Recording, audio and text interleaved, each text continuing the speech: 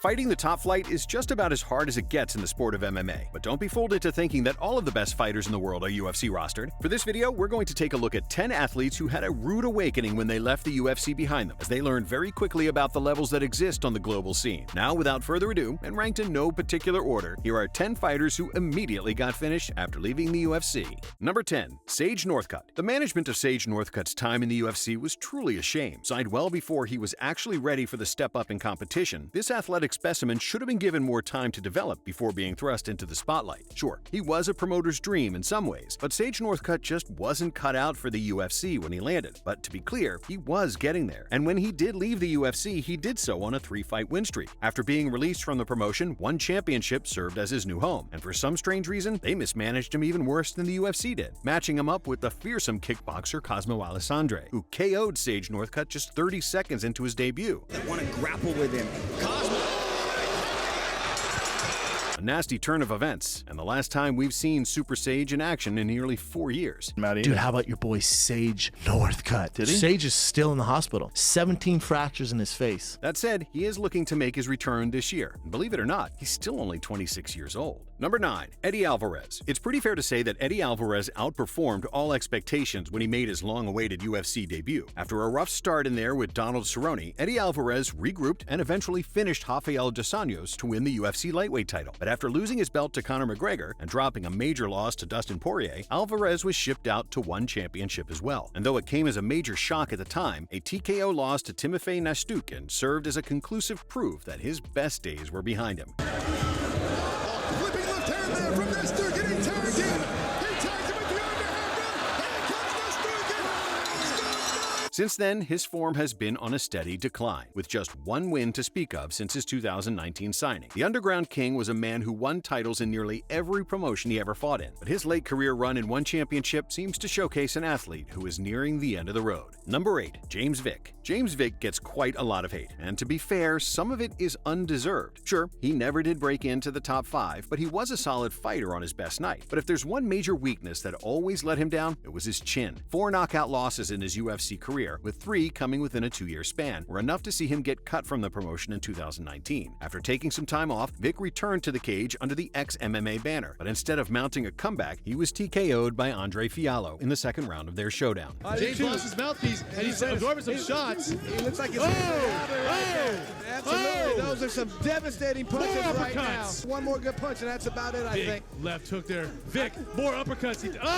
That's it. A rough end to a promising career in the lightweight division. Number 7. Josh Koscheck. Josh Koscheck was a fighter who most fans loved to hate, but despite being an elite welterweight for a large portion of his career, when he finally did leave the UFC, 4 straight losses, all by way of finish, made it clear that his best days were behind him. Still, Josh Koscheck persevered, signing with Bellator in 2015. And while it would take 2 years for his debut to finally come around, when it did, a first-round TKO loss to Mauricio Alonso sent this former UFC title challenger packing for retirement. Sure, he had a great career overall, but this was truly a rough ending. Number 6. Yushin Okami. Former middleweight title challenger Yushin Okami actually managed to recapture a spot on the UFC roster after his initial exit from the top flight in 2013. But after going 1-2 in the promotion following his return in 2017, the axe finally came down on the Japanese trailblazer. Then in 2019, he ran into a tough night at the office under the One Championship banner, losing by way of TKO in his promotional debut to Cameron Abasov. Cameron Abasov swarming right now, dropping the ground and pound. The referee jumps in and stops it. Unfortunately, from there, Okami was never able to recapture the form that made him an elite fighter at the 185-pound division, posting a promotional record of 1-3 in his new home. Number 5. Ben Askren. Ben Askren's UFC run was a very interesting one, to say the least. After ending his retirement 2 years in, Askren made his long-awaited UFC debut and went 1-2 before hanging up his gloves once again. However, a huge payday and a fight with YouTube boxing sensation Jake Paul was enough for him to make one more appearance. This time, Askren's wrestling was of no use to him, and given that his boxing has always been heavily criticized, Jake Paul managed to make extremely quick work of him. Get my money, Jake! Get my money, Jake! A huge overhand right put Askren down in the first round, ending his career in combat sports for good. No one can take away from the great work Ben did in his prime, but it's pretty fair to say that his legacy was somewhat damaged during his last few years. Sure, the money was good, but getting finished like that must have stung. I got knocked out by Jake Paul. It's embarrassing. Number 4. Frank Mir. Frank Mir had a hell of a career by any metric. As one of the finest grapplers in the history of the heavyweight division, Frank Mir managed to score submission wins over some of the greatest fighters of his era, with memorable victories over Antonio Rodrigo Nogueira, Brock Lesnar, and Tim Sylvia standing as major highlights. But when age finally did set in, it was clear that Frank Mir wasn't the fighter he once was. And after suffering a highlight reel knockout loss to Mark Hunt, it signaled the end of his time in the UFC. While a move to Bellator looked like the perfect opportunity for Mir to move into a new chapter, a rapid knockout loss to Fedor Emelianenko killed all of his momentum there and then. And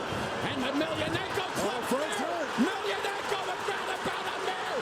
Fedor Emelianenko. Number 3. John Fitch. John Fitch is a classic example of a guy who had all the talent in the world, but used a fighting style that made him a real enemy to the promoters. And sure enough, despite going 14-3-1 in the UFC, 2 losses in 3 fights were enough to see Dana White give this elite welterweight the boot. Fitch wasn't exactly known for his finishing prowess, and it did look like the UFC got rid of him as soon as they could justify it. Unfortunately, despite Fitch turning in a pretty impressive post-UFC run, his first fight against Josh Berkman in World Series of Fighting saw him submitted in less than a minute. It still might pull it up. That is it.